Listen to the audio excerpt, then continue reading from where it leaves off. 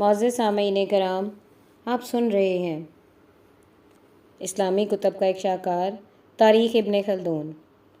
اگر آپ دیار اردو چینل پر نیو ہیں تو سب سے پہلے چینل کو سبسکرائب کرنا نہ بھولیں اور بیل آئیکن کو لازمی پریس کریں تاکہ آئندہ آنے والی تمام نئی اقساط آپ کو بروقت موصول ہوتی رہیں۔ کتاب تاریخ ابن خلدون، باب نمبر 25، ملوک غسان شام۔ سب ہیڈنگ: عرب پر بنو کہلان کی حکومت۔ پھر عرب کی ریاست حمیر سے منتقل ہو کر کہلان کے قبضہ میں آ گئی اور وہ بلاد حجاز پر حکمران ہوئے اور ازد یمن سے نکل کر بلاد عق میں زبید و زما کے درمیان مقیم ہوئے۔ اہل عق سے لڑے ان کے بادشاہ کو سالبہ بن عمرو مزیکیہ نے قتل کر ڈالا۔ بعض اہل یمن کہتے ہیں کہ عق عدنان میں عبداللہ بن اور کا لڑکا ہے اور دار قطنی کہتا ہے کہ یہ عبداللہ بن عدسان کی نسل سے ہے۔ الغرض پھر وہ زہران میں آئے اور بنو جرہم سے مکہ میں لڑے اور اس کے بعد وہ اطراف و جوانب میں بلاد میں منتشر ہو گئے۔ پس بنو نصر بن الازد شرات و عمان میں اور بنو سالبہ بن عمرو مزیکیہ یثرب میں، بنو حارثہ بن عمرو مزر الزہران مکہ میں قیام پذیر ہوئے۔ انہیں خزاعہ بھی کہتے ہیں۔ Sub heading: Ghassan.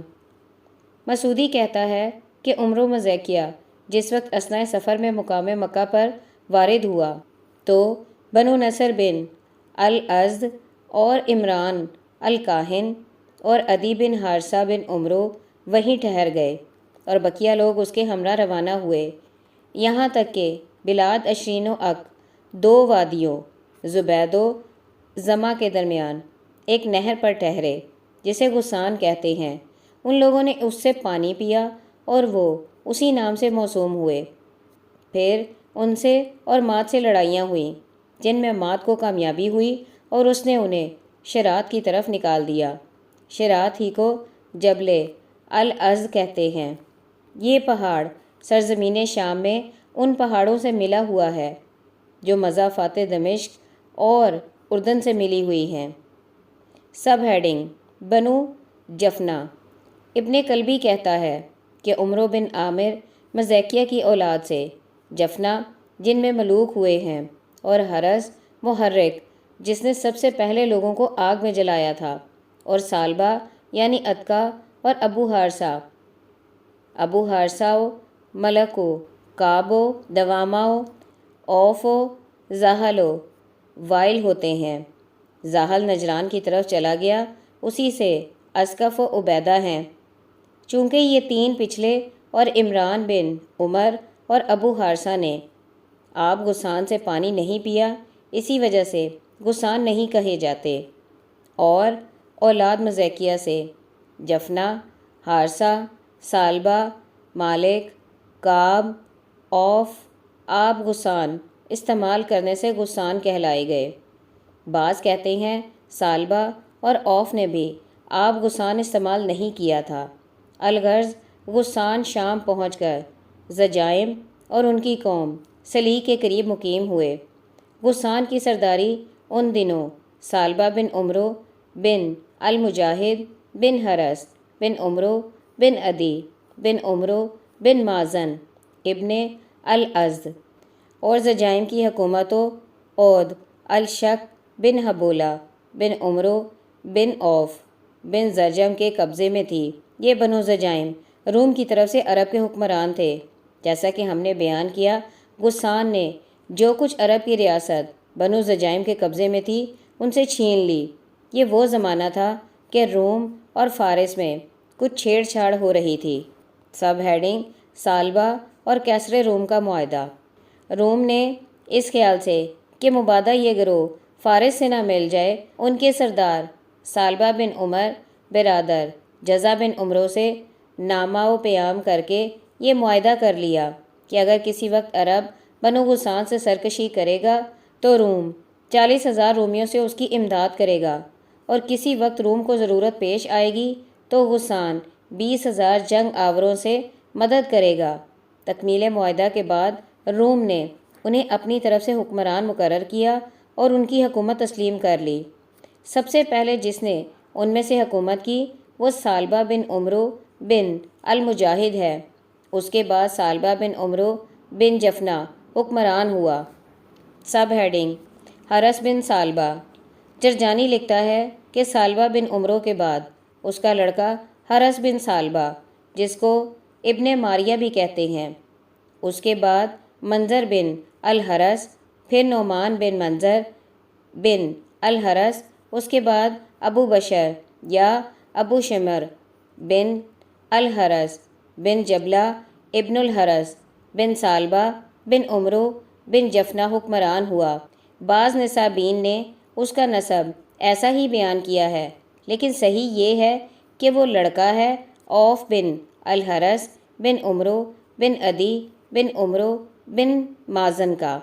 پھر ابو بشر کے بعد حرس العارج بن ابی شمر، پھر عمرو بن الحرس العارج، اس کے بعد منظر بن الحرس العارج، اس کے بعد الاہم بن جبلہ بن الحرس بن ثعلبہ بن عمرو بن جفنہ، پھر اس کے بعد اس کا لڑکا جبلہ تخت حکومت پر بیٹھا۔ سب ہیڈنگ: حرس بن عمرو مزیکیہ۔ مسعودی کہتا ہے کہ ان میں سے پہلے جس نے حکمرانی کی وہ حرس بن عمرو مزیکیہ ہے۔ اس کے بعد حرس بن ثعلبہ بن جفنہ یعنی ابن ماریہ ذات القرتین، اس کے بعد نعمان بن الحرس بن جفنہ بن الحرس، پھر ابو شمر بن حرس بن ثعلبہ بن جفنہ بن حرس، پھر اس کا بھائی منظر بن حرس، اس کے بعد اس کا بھائی جبلہ بن حرس، اس کے بعد اوف بن ابی شمر، اس کے بعد حرس بن ابی شمر حکمران ہوا۔ اسی کے عہد حکومت میں جناب رسول صلی اللہ علیہ وآلہ وسلم مبعوث ہوئے اور اس کی طرف شجاع بن وہب اسدی کو نامہ نامی لے کر روانہ فرمایا تھا، جس میں اسے اسلام کی دعوت دی تھی۔ ایسا ہی ابن اسحاق نے بھی روایت کی ہے۔ نعمان بن منظر اور حرس بن ابی شمر کا ایک زمانہ تھا، دونوں ریاست و حکومت کی وجہ سے باہم لڑتے رہتے تھے۔ شعراء عرب مثل عاشا اور حسان بن ثابت وغیرہ ہمہ ان کے پاس قصائد و مداحیہ لے کر جاتے تھے۔ پھر حرس بن ابی شمر کے بعد اس کا لڑکا نعمان، پھر اس کے بعد جبلہ بن الاہم بن جبلہ حکمران ہوا۔ یہ جبلہ دادا ہے اس جبلہ کا جس نے اپنے دونوں بھائیوں شمر و منظر کے بعد حکومت کی۔ سب ہیڈنگ: جفنہ بن مزیکیہ۔ اور ابن سعید کہتا ہے کہ جس نے غسان میں سب سے پہلے شام پر حکمرانی کی اور بنو زجائم کی حکومت چھین لی وہ جفنہ بن مزیکیہ ہے۔ صاحب تواریخ الامم سے نقل کرتا ہے کہ جب جفنہ حکمرانی کی کرسی پر بیٹھا تو اس نے جل یعنی دمشق کی بنیاد ڈالی۔ 45 برس اس کی حکومت رہی۔ اس کے بعد حکومت نسلاً بعد نسلاً اس کے لڑکے کرتے رہے، یہاں تک کہ حرس العارج ابن ابی شمر کا ظہور ہوا۔ اس کی ماں ماریہ ذات القرتین بنو جفنہ سے تھی۔ سب ہیڈنگ: یوم حلیمہ۔ ابن کنیبہ کہتا ہے کہ منظر ماؤلسما بادشاہ ہرا نے 1,00,000 لشکر لے کر اسی حرس پر حملہ کیا، جس کا مقابلہ حرس نے 100 قبائل عرب سے کیا تھا، جس میں لبید شاعر بھی تھا۔ لبید نے منظر کے قلب پر حملہ کر کے ان میں سے اکثر کو قتل کر ڈالا، بعض جو بچ گئے وہ بھاگ نکلے۔ اس کے بعد غسان نے منظر کی بقیہ فوج پر حملہ کر کے میدان جنگ سے بھگا دیا۔ چونکہ حلیمہ بنت الحرس لوگوں کو جدال و قتال پر ابھار رہی تھی، جبکہ وہ لڑائی سے جی چراتے نظر آتے تھے، اسی وجہ سے یہ لڑائی یوم حلیمہ کے نام سے موسوم ہوئی۔ اس کے بعد حکومت حرس عارج ہی کی اولاد میں رہی۔ سب ہیڈنگ: جفنہ بن منظر محرک۔ یہاں تک کہ ان میں سے جفنہ بن المنظر حکمران ہوا۔ اسے محرک اس وجہ سے کہتے ہیں کہ اس نے ہرا دارالحکومت آل نعمان کو جلا دیا تھا۔ 30 برس اس کی حکومت رہی۔ پھر نعمان بن عمرو بن منظر حکمران ہوا، جس نے قصر سویدہ اور قصر حارث سیدہ کے قریب بنوایا، جس کا ذکر نابغہ کے شیر میں ہے۔ اس کا باپ بادشاہ نہ تھا بلکہ فوج کا سپہ سالار تھا۔ اس کے بعد جبلہ بن نعمان بادشاہ ہوا۔ اس کا قیام صفین میں تھا۔ اولاً منظر ابن معول سما نے شکست دی تھی، لیکن انجام کا راسی جبلہ بن نعمان بادشاہ ہوا، لیکن انجام کار اسی روز منظر مارا گیا۔ پھر اس کے بعد انہی میں 9 حکمران یکے بعد دیگرے ہوئے۔ 10واں ابو کرب نعمان بن حرس تھا، جس کا مرثیہ نابغہ نے لکھا ہے۔ اس کا مقام دمشق کے جانب مقام جولان میں تھا۔ سب ہیڈنگ ایہم بن ہیلہ۔ اس کے بعد ایہم بن ہیلہ بن حارث بادشاہ ہوا۔ اسے ایک قبیلے سے دوسرے کو لڑا دینے کا بہت بڑا ملکہ حاصل تھا، چنانچہ اس کی انہی حرکات سے بعض قبائل عرب فنا ہو گئے۔ یہی فعل اس نے جسر و عاملہ وغیرہ سے کیا۔ یہ تدمر میں رہتا تھا۔ اس کے بعد پھر 5 بادشاہوں نے ان سے حکومت کی۔ چھٹا ان میں کاجلہ بن ایہم تھا، جو اس کا آخری بادشاہ ہوا۔ سب ہیڈنگ جبلہ بن ایہم کا قبول اسلام۔ جبلہ بن ایہم ہی کے عہد حکومت میں اللہ جل شانہ نے اسلام کی روشنی سے دنیا کو منور فرمایا تھا۔ چنانچہ جب شام کی سرزمین بھی آفتاب اسلام سے منور ہوئی اور اسلامی حکومت نے اپنے ستوت کے پھرارے اڑائے، تو جبلہ بن ایہم مسلمان ہو گیا اور اپنا آبائی ملک و وطن چھوڑ کر مدینہ منورہ چلا آیا۔ اہل مدینہ نے اس کی سخاوت اور دریا دلی سے اس کے آنے پر خوشی اور مسرت ظاہر کی۔ عمر فاروق رضی اللہ تعالیٰ عنہ نے کمال عزت سے اسے ٹھہرایا۔ مہاجرین اور انصار اسے عزت کی نگاہوں سے دیکھتے تھے۔ سب ہیڈنگ حضرت عمر اور جبلہ۔ کچھ روز بعد اس نے ایک مسلمان کو مارا اور اس کے پاؤں پکڑ کر زمین پر گھسیٹا۔ عمر فاروق رضی اللہ تعالیٰ عنہ کے روبرو یہ مقدمہ پیش کیا گیا۔ عمر جبلہ سے، تم نے اس شخص کو تماچا مارا ہے اور پاؤں پکڑ کر گھسیٹا ہے۔ جبلہ: ہاں میں نے ایسا ہی کیا ہے۔ عمر: کیوں؟ اس نے کوئی تمہارا قصور کیا تھا؟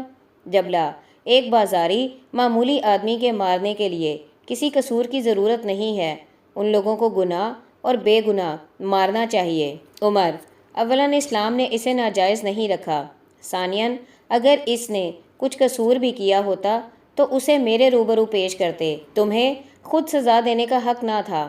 جبلہ: حق کیسا؟ جسے میں خود سزا دے سکوں اسے امیر المومنین کے روبرو کیوں پیش کروں؟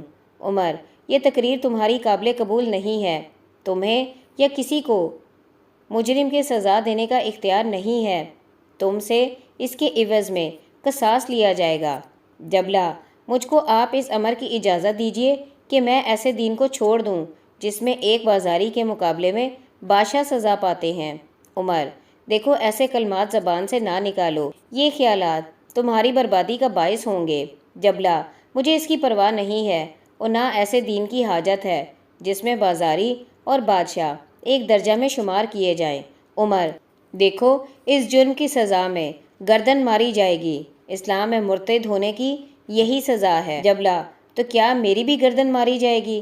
مجھے حکم دیجیے کہ میں اس دین کی قیود سے آزاد ہو جاؤں، میں آج سے اس دین کی طرف مڑ کر بھی نہیں دیکھوں گا۔ عمر: میں تجھ سے پہلے اس مسلمان کے مارنے کا قصاص لیتا ہوں، اس کے بعد مرتد ہونے کی وجہ سے تیری گردن زنی کا حکم دیتا ہوں۔ جبلہ: مجھ کو ایک شب کی مہلت دیجیے تاکہ میں اپنے بارے میں غور کر لوں۔ عمر: اچھا میں تجھے ایک شب کی مہلت دیتا ہوں۔ عمر فاروق رضی اللہ تعالیٰ عنہ نے یہ کہہ کر جبلہ کی حفاظت و نگرانی کا حکم دیا۔ جبلہ اٹھ کر اپنے مکان میں آیا اور نگہبانوں کی آنکھ بچا کر قسطنطنیہ چلا گیا اور وہیں تا بقائے حیات رہا، یہاں تک کہ 20 ہجری میں مر گیا۔ سب ہیڈنگ جبلہ کی پشیمانی۔ باروایت ثقات جبلہ اپنے اس فعل پر نادم ہوا اور تا عمر اپنے کیے پر پشیمان اور روتا رہا۔ بیان کیا جاتا ہے کہ حسان بن ثابت کے پاس اکثر تحائف بھیجتا تھا، اس وجہ سے کہ انہوں نے زمانہ جاہلیت میں اس کی اور اس کی قوم کی مداح لکھی تھی۔ باروایت ابن ہشام شجاع بن وہب کو جناب رسول صلی اللہ علیہ وآلہ وسلم نے جبلہ کی طرف روانہ کیا۔ سب ہیڈنگ شاہان غسان۔ مسعودی کہتا ہے کہ شام میں تمام ملوک غسان 11 شخص ہوئے، نعمان اور منظر جبلہ و ابو شمر کے بھائی ہیں۔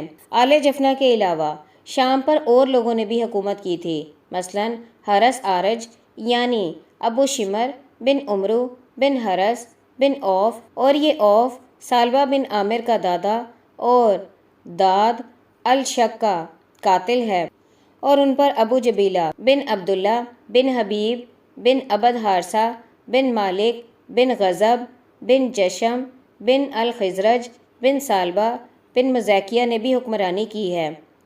یہ ابو جبیلیہ وہ ہے جس سے مالک بن اجلان نے یہود و یثرب کی شکایت کی تھی، جیسا کہ ہم آئندہ بیان کریں گے۔ سب ہیڈنگ: بنو غسان کا زوال۔ ابن سعید باروایت صاحب تاریخ الامم تحریر کرتا ہے کہ 600 برس کے عرصہ میں تمام ملوکے بنو جفنا 32 شخص ہوئے۔ غسان کی حکومت شام سے جاتی رہی، ان کے ممالک کے مالک بنو طے ہو گئے، اور غسان حکومت شام ختم ہونے کے بعد قسطنطنیہ میں رہے۔ پھر جب کیسرا کی حکومت بھی ختم ہو گئی تو بنو غسان جبل سرکش یعنی بحر طبرستان و بحر نتش میں، جو خلیج قسطنطنیہ سے نکلا ہے، جا کر مقیم ہوئے۔ اسی پہاڑ میں باب الابواب ہے۔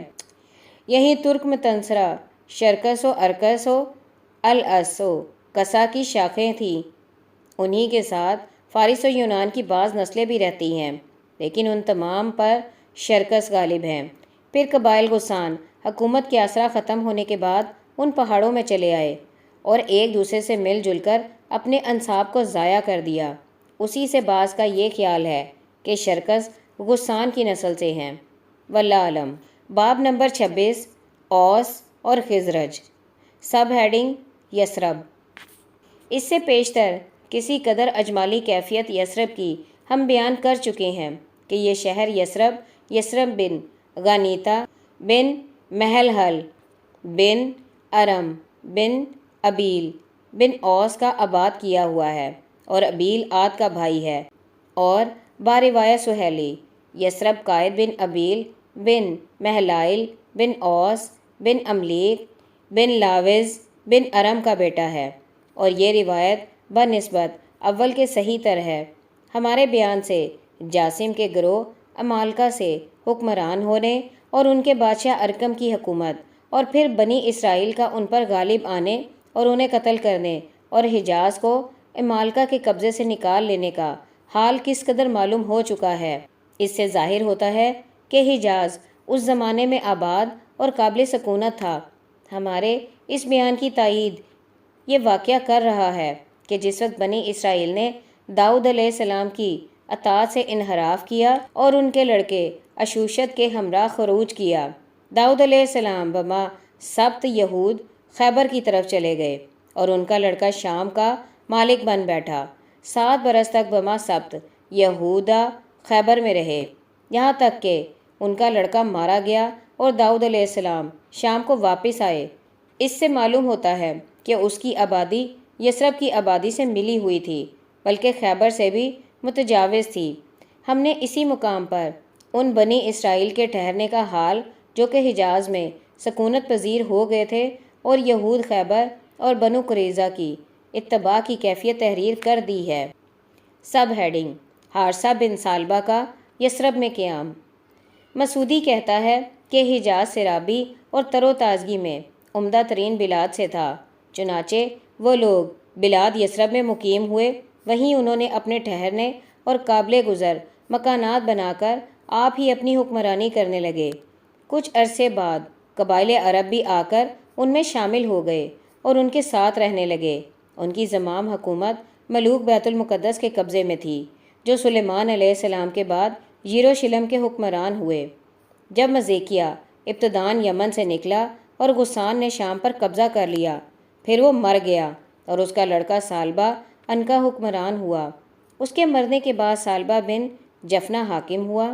اس نے اپنے لڑکے حارثہ پر سختی کی۔ تب حارثہ چند لوگوں کو ہمراہ لے کر یثرب کی طرف چلا آیا اور بنو جفنا شام میں ٹھہرے رہے۔ حارثہ نے یثرب پہنچ کر یہود خیبر سے عہد و پیمان لے کر وہیں سکونت اختیار کر لی۔ ابن سعید کہتا ہے کہ ان دنوں یمن کا بادشاہ شریب بن کعب تھا، یعنی اس آبادی کا حکمران تھا، یہاں تک کہ کثرت و غلبہ کی وجہ سے اس کی حکومت تبدیل ہو گئی۔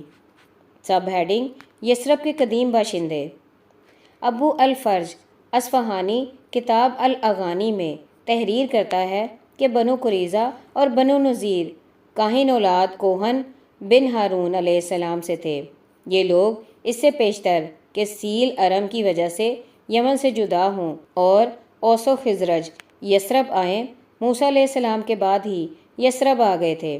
یثرب میں یہود کے آنے سے پہلے امالیک کی نسل سکونت پذیر تھی اور وہی اس کے قدیم باشندے ہیں۔ ان میں بغاوت و شرارت کوٹ کوٹ کر بھری ہوئی تھی۔ اطراف یثرب میں یہی پھیلے ہوئے تھے۔ چنانچہ مدینہ میں انہی میں سے ابو نعیف اور بنو سعد اور بنو الارزق اور بن زرون رہتے تھے۔ سب ہیڈنگ بنی اسرائیل کا یثرب پر حملہ۔ حجاز کی حکومت ان میں سے ارکم کے ہاتھ میں تھی۔ اس کی حکومت کا دائرہ تیما سے فدق تک پھیلا ہوا تھا۔ مدینہ ایک سرسبز کھیتوں اور باغات کا مقام تھا۔